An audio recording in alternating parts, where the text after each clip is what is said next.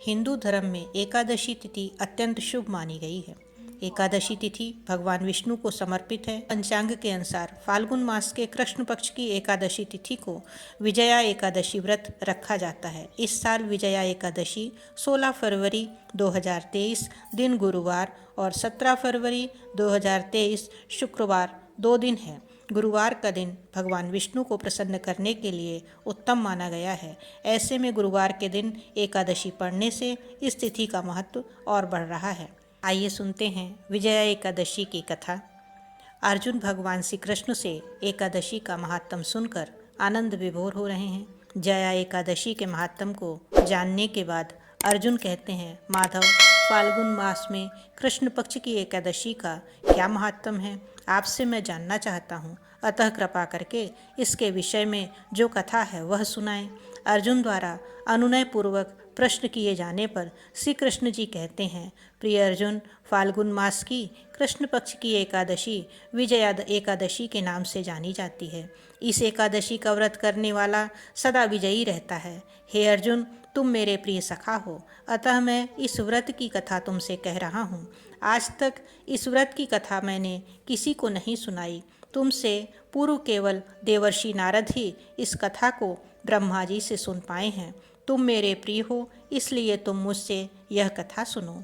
त्रेता युग की बात है। श्री रामचंद्र जी, जो विष्णु के अंशावतार थे, अपनी पत्नी सीता को ढूंढते हुए सागर तट पर पहुँचे। सागर तट पर भगवान का परम भक्त जटायु नामक पक्षी रहता था।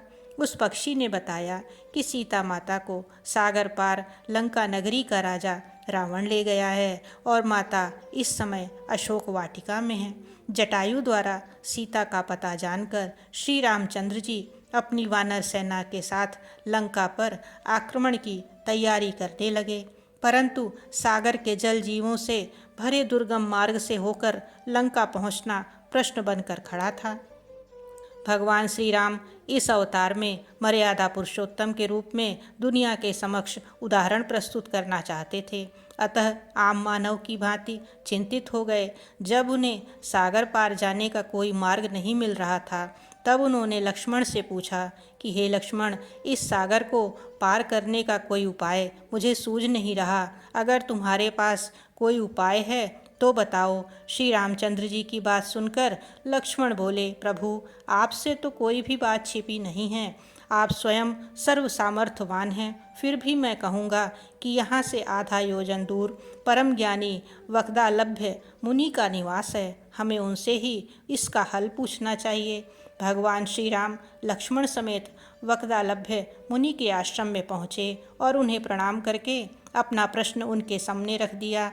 मुनिवर ने कहा कि हे राम, आप अपनी सेना समेत फल्गुन मास की कृष्ण पक्ष की एकादशी का व्रत रखें। इस एकादशी के व्रत से आप निश्चित ही समुद्र को पार कर रावण को पराजित कर देंगे। श्री रामचंद्र जी ने जब उक्त तिथि के आने पर अपनी सेना समेत मुनिवर के बताए विधान के अनुसार एकादशी का व्रत रखा और सागर पर पुल का निर्माण कर लंका पर चढ़ाई की।